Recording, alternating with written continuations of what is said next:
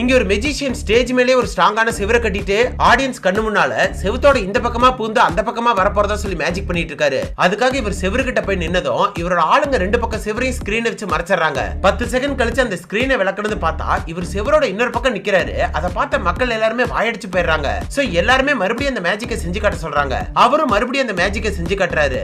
எப்பறம் அதை செய்யறாருன்னு பார்த்தா செவரோட ஒரு பக்கம் போய் இவர் நின்னதும் அவரோட ஃப்ரெண்டுக்கு ஒரு சிக்னல் கொடுக்கறாரு. உடனே இவரோட ஃப்ரெண்டு ஸ்டேஜ் கடியில இருந்து ஒரு கயிறு பிடிச்சு இழுத்ததும் அந்த செவத்துக்கடியில ஒரு ஓட்டை உருவாகுது. அது வழியாவே ரகசியமா பூந்து அந்த பக்கமா வந்துடுறாரு. வந்ததும் இவரோட ஃப்ரெண்ட் அந்த ஓட்டை தெரியாத மாதிரி மறைக்கவும் இவரு செவரு வழியா பூந்து வந்த மாதிரியே ஒரு பொசிஷன்ல நிக்கிறாரு. இத பாக்குற ஆடியன்ஸும் இவர் செவரு வழியா பூந்து வந்த மாதிரியே நினைச்சுக்கிட்டு எல்லாருமே கைத்தட்டி சந்தோஷப்படுறாங்க.